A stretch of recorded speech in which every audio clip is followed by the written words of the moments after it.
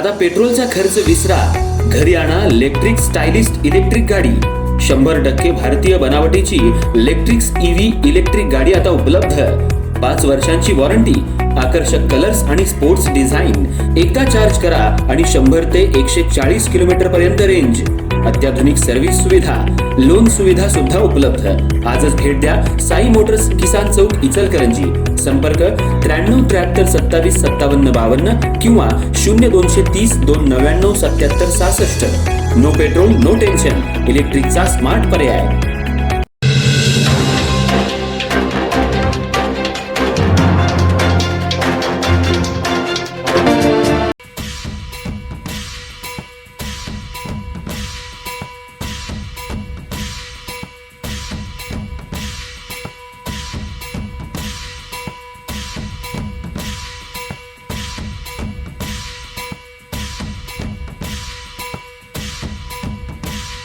इचलकरंजी शहरातल्या कबनूर इथं गांधी विकास गल्ली नंबर 1 या ठिकाणी चौगले यांच्या घरातला बंद घराचा कडी-कोंडा तोडला, पण लॉन्च ऑटोमॅटिक ब्लॉक असल्यामुळे दरवाजाचं लॉक निघालं नाही।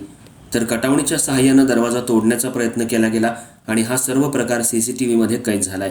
अधिक तपास शिवाजीनगर पोलीस करतायत। इचलकरंजी शहरात चोरीच्या प्रमाणात वाढ झाली आहे। 2 दिवसांपूर्वीच गावभाग पोलीस ठाण्याच्या हद्दीत मध्यवर्ती ठिकाणी असलेल्या एका दुकानामधील 12 लाखाचा मुद्देमाल चोरीला गेला। आज पुन्हा शिवाजीनगर पोलीस स्टेशनच्या हद्दीत कबनूर इथं गांधी विकास गल्ली नंबर 1 मधील योगेश चौगले यांच्या बंद घराचा अज्ञात चोरट्यानं कडी-कोंडा तोडून चोरी करण्याचा प्रयत्न केला, पण चोरीचा हा डाव फसला। कडी-कोंडा तोडल्यानंतर त्याच घराच्या दरवाजाला लॉन्च ऑटोमॅटिक लॉक असल्यामुळे हा दरवाजा तुटू शकला नाही। चोरट्यानं कटावणीच्या सहाय्याने देखील दरवाजाचं लॉक तोडण्याचा प्रयत्न केला, पण त्यांच्या घरावर भाडेकरू राहत होते। मध्यरात्री 2:15 ते 2:30च्या सुमाराला कशाचा तरी आवाज झाल्याचं ऐकताच वरच्या बाजूला राहणाऱ्या जाधव परिवारानं कोण आहे असा दंगा केल्यानंतर हे चोरटे पळून गेले।